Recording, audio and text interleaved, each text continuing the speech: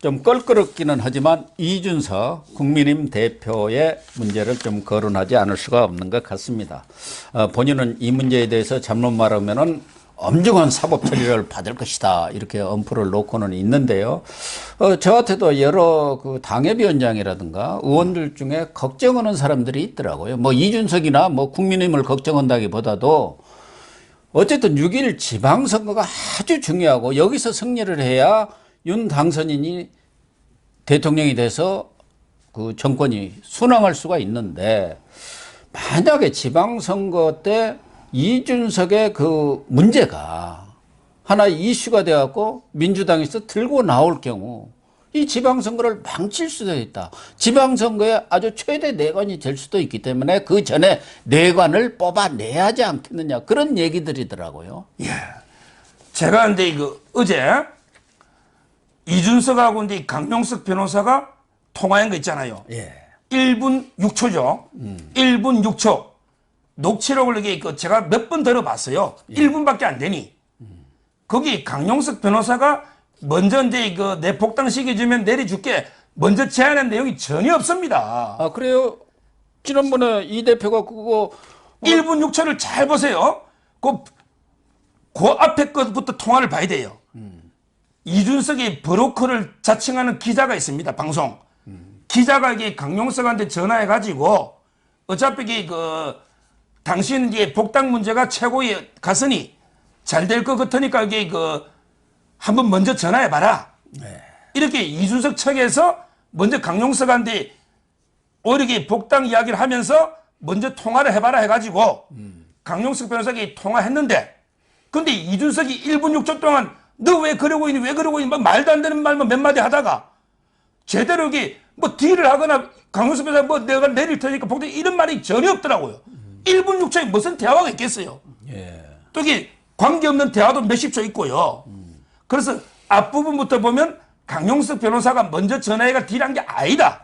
오히려 이준석 측에서 먼저 했다는 게 드러나고, 그 내용도 이게 1분을 잘 보면 강용석 변호사가 이게 딜을 먼저 제안하는 내용이 전혀 아니다 말이에요.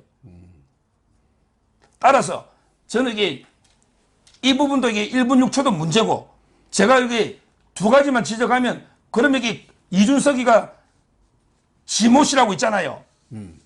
장모 씨. 장모 씨 통화했지 장기훈. 않습니까? 예. 장기훈. 원래 김성진이 이거 접대할 때 안 낸 게 장기훈, 장모 씨 아닙니까? 그러니까 김성진 아이카이스트 대표. 예. 거기에 그 사람하고 밑에서 이게 접대한 실무. 예. 의전 담당이죠. 그렇죠. 의전. 근데 장기훈하고 통화했다는 거 아닙니까? 뭐 살려주세요 하면서. 그럼 이게 장기훈하고 이게 통화한 내역, 이걸 공개하라 이거야. 했는지 안 했는지부터 밝히고, 했다면 이준석의 핸드폰은 자동 녹음이 되잖아. 예. 강용석하고 1분 6초만 밝히지 말고 장기훈, 장모 씨하고 통화했는지 여부, 통화했다면 그 내용, 녹취록을 밝히라. 살려주세요 말을 했는지 안 했는지, 했다고 하니까 제보자는 예. 그렇게 첫째 밝히라. 그 다음에 두 번째, 왜 김철건 정무실장이 7억을 피부과에 투자하기로 했는지 그 내용을 밝혀야지. 아니 이준석이 글을 제가 몇 번 읽어보고 반박 재반박 봐도 자기가 장모 씨하고 통화했는지, 그 다음에 김철건이 왜 7억 투자하기로 했는지 이 부분이 전혀 없어요. 이런 게 핵심을 벗어난 알맹이 없는 주장을 해서는 안 된단 말이에요. 진실을 다 밝혀야지. 왜 강용석이 먼저 전화한 것만 가지고 교묘하게 조작해서 하느냐. 이걸 제가 두 가지를 다시 한번 촉구합니다. 그러니까 그 두 가지 중에 영상을 내리고 고소 고발을 취하겠다 이렇게 강용석이가 얘기를 했다는 거 아닙니까? 복당을 시켜주면. 그래서 최고위 표결 전에 영상을 싹 내렸다가 거기서 부결되니까 복당이 또 올렸다는 얘기로 그렇게 해명 발언을 한 것 같고, 또 하나는 지금 그 각서 문제도 그 김철건 정무실장이 변호사의 부탁을 받고 진실을 확인하기 위해서 사실 확인서를 받은 것 뿐이지 다른 것도 없다. 완전히 가세현 측에서 그 내용을 임의로 악의적으로 편집해 갖고 이렇게 유튜브 방송을 했고 그걸 가지고 민주당이나 언론에서 이렇게 문제를 삼고 공론화하는 것은 매우 유감되다 이렇게 해명을 했더라고요. 저도 이게 변호사입니다. 진실을 확인하나 확인해서 받아오라고 저도 많이 이야기합니다. 근데 야 너 7억 주고 받아와 이렇게는 안 합니다. 확인서를 사실대로 받아오라고 하지 돈 이게 7억 투자하고 7억 돈 주고 매수해서 받아와 이렇게는 안 한단 말이에요. 이게 증거인멸 교사입니다. 예. 자기가 증거인멸하면 죄가 안 되지만 남한테 시키면 그게 교사범이 되는 거예요. 이거는 확고한 판례 아닙니까? 조국이가 자기가 컴퓨터 치워버리면 죄가 안 되지만 자산관리 김경록 씨한테 컴퓨터 좀 치워주세요. 이게 증거인멸 교사로 이번에 처벌됐잖아요. 저는 7억 부분이 해명이 안 되고 그 다음에 이번에 아까 강용석 변호사가 아무 이유 없이 먼저 딜하려고 전화한 게 아니라는 거는 제가 미리 말씀드렸고 저쪽에서 먼저 전화 왔고 그 내용도 제가 보니까 그런 딜 내용이 아니에요. 근데 저쪽에서 복당 시기 주니까 이제 그 좋게 하자 해서 전화했는데 이준석의 태도가 제대로 대화하는 태도가 아니잖아. 1분 6초 동안. 그래서 그냥 그대로 둔 거예요. 안 내리고. 따라서 저는 그 부분도 말이 안 되고 무엇보다 그 누가 먼저 딜했냐 안 했냐가 중요한 게 아니고 이준석 성상납 받았냐 안 받았냐 이게 본질 아닙니까? 그러니까요. 근데 그게 김영록 검사가 수사를 했는데 그때 장모 씨만 있는 게 아니고 또 김모 씨도 있잖아. 김모 씨 진술을 가지고 성상납했다. 이렇게 조서에다가 남겨놓은 거예요. 수사보고서에. 예. 김모 씨. 그 다음에 장모 씨. 그 다음에 김성진. 이런 게 여러 가지 정언과 녹취록, 그 다음에 각서가 있는데 왜 이게 부인하느냐 말이에요. 이게 어떻게 과연 이게 손바닥 하나로 하늘을 가릴 수 있느냐 말이에요. 그런데 뭐 말씀하신 대로 심평 변호사 같은 분도 이 오랜 경험으로 볼 때 그런 성매매랄까 성상납이랄까 이런 것들이 진실이 아닌가 이렇게 조심스럽게 얘기를 했더라고요. 예. 문제는 이런 논란이 계속 된다는 것은 더군다나 이제 조금 있으면 집권당 대표가 되지 않습니까? 사실 이런 문제가 평의원이 이런 문제 스캔들에 휘말렸다가 뭐 당장 당에서 그 제명 내지는 출당 조치 또 윤리 해보고 그랬을 거예요. 그런데 이준석이 당 대표가 그러니까 아마 국회의원들도 그래서 그런지 별 얘기가 크게 없는데 말은 안 하지만 그러나 걱정은 참 많이들 하는 것 같아요. 결국은 이준석 대표가 정치적인 어떤 결단을 할 필요가 있지 않나 그런 생각이 듭니다만은 지금까지 이준석 대표 그런 행태로 볼 때는 물러날 가능성은 없는 것 같아요. 그러니까 오직에야 이정현 지금 전남지사 후보로 사실상 내정됐죠. 이준석이는 절대 호남에 내려오지 마라 뭐 이런 정도 아닙니까? 아무 도움 안 된다고요. 그래서 제가 이게 모든 방송 제가 나갈 수 있는 유튜브 공중파 모든 방송에서 이준석이 보기 계급장 떼고 싸우라. 아, 계급장. 진실 공방을 하는 건 좋은데 너희 그 당대표 뒤에 숨어서 방탄조끼 입고 싸우면 그게 공정하냐? 네. 계급장 떼고 이게 강용석하고 진실 공방을 해라. 옛날에 장애인들하고 싸울 때는 나 당대표가 아니고 개인 자격으로 합니다 이러더니 근데 왜 당대표 계급장 달고 싸우느냐? 이걸 제가 이게 비판하는 거고요. 근데 저는 이게 경기지사 선거에도 좀 악영향을 줄 것 같아요.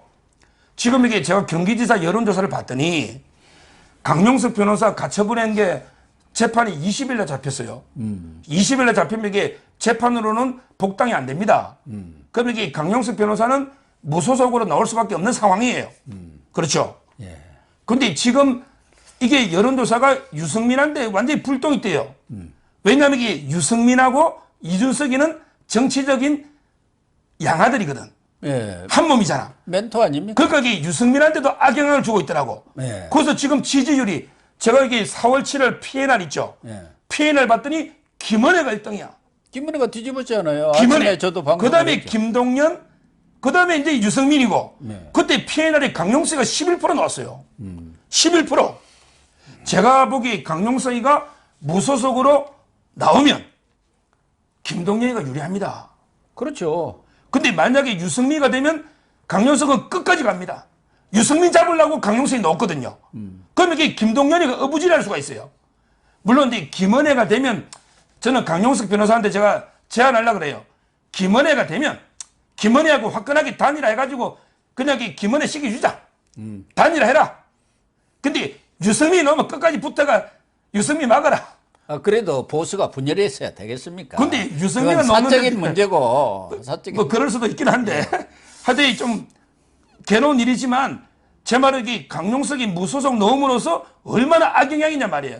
그냥 경선 나왔으면 그냥 무소속 넣을 일은 없잖아요. 예. 그 점에서는 경기지사 선거에도 큰 영향을 줄 수밖에 없다. 이래 봅니다. 강영석 변호사가 뭐 이준석과의 싸움이랄까 또 지방선거 그 문제로 인해서 후원금을 모금했는데 20억이 모금됐다고 그래요. 그게 윤석열 대통령 기록을 2천만 원 초과했죠. 그런데 윤석열 당선인이 하루 만에 모은 돈 2천만 원을 초과한 이것도 이게 일부의 민심입니다. 뭐 전부는 아니지만 저는 강용석 변호사가 일방적으로 편들고 싶지 않아요. 저하고 이게 뭐 솔직히 뮤지컬 때문에 재판도 하고 뭐 저하고 그런 것도 있어요. 라이벌로 재판도 많이 했어요. 그렇지만 이게 저희가 강용석 변호사들이 공과 가가 있는 거예요. 제가 보기 정권 교체 공도 큽니다. 좌파들의 위선 폭로도 많이 했어요. 본인의 뭐 과거에 그 부적절한 반응도 있었지만 오랜 시간 11년 동안 떠나 있었잖아요. 따라서 저는 그러면 이게 평생 그래 할 거냐 이런 그래서 좀 지금은 서로 이게 하나로 합치는 게 좀 필요한 게 아닌가 이런 생각이 드는 거예요.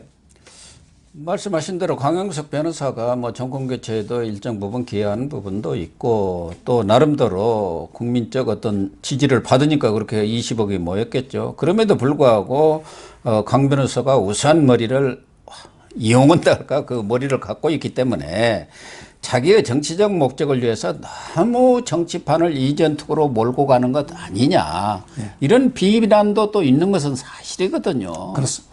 왜 그렇게 해야 하느냐. 더군다나 유튜브 방송 보면 뭐 이준석 대표도 지적했던데 무슨 여성 옷을 찢으면서 희낙낙하고 뭐 이렇게 말하자면 좀 품위 있게 하지를 못하는 거 아니냐는 또 지적들도 있는 것 같습니다. 그렇습니다. 네. 그거는 이제 냉정 객관적으로 제가 팩트대로 이게 평가해야 되고요. 다만 저는 이게 이준석을 제가 문제 삼는 거예요. 네. 이준석을. 왜냐하면 이게 이준석이가 강용석 변호사를 그렇게 비판할 자격이 되는가? 자기가 박근혜 대통령에게 박근혜 파리하면서 온갖 접대 선물 다 받고 호가호위 했잖아요. 그러면서도 어떻게 배신했습니까? 지금 박근혜 대통령한테는 은혜를 원수로 갚는 배신견이고 배신하는 개란 말이에요. 주인을 배신한. 그 다음에 문재인 앞에 가면 어떻게 해요? 문재인이 어깨 툭 치니까 90도로 폴더폰 인사하는데 이게 야당 대표입니까? 제가 이게 부끄러워서 그래요. 어떻게 문재인 앞에 90도로 인사를 합니까? 그래서 저는 이준석을 비판하기 위해서 강용석 변호사도 팩트는 다른 거 뭐 강용석 변호사 비판할 것도 있고 잘못된 것도 있죠. 그렇지만 이게 이준석의 접대 이것만은 제가 보기에 팩트로 보이기 때문에 제가 이렇게 이야기하는 거예요. 결론적으로 뭐 이준석 대표가 강용석 변호사의 뭐 개인적인 어떤 갈등이라든가 정치적 이해관계 그게 중요한 게 아니고 지금 그 성상남 문제 이른바 그것의 사실 여부에 관계없이 이렇게 정치적 이슈가 되고 있고 민주당은 그걸 가지고 지방선거에 승부수를 걸겠다고 나서고 가능성이 거의 뭐 100%란 말. 그렇기 때문에 만약에 그것이 현실화될 경우 지방선거에 어떤 영향을 미칠 것인가. 이준석 대표로서도 그런 큰 틀에서 자신의 거취를 결정을 해야 한다. 그런 이야기죠. 그렇습니다. 네, 시청자 여러분. 오늘 생방송은 여기서 마치도록 하겠습니다. 시청해 주셔서 감사합니다. 감사합니다.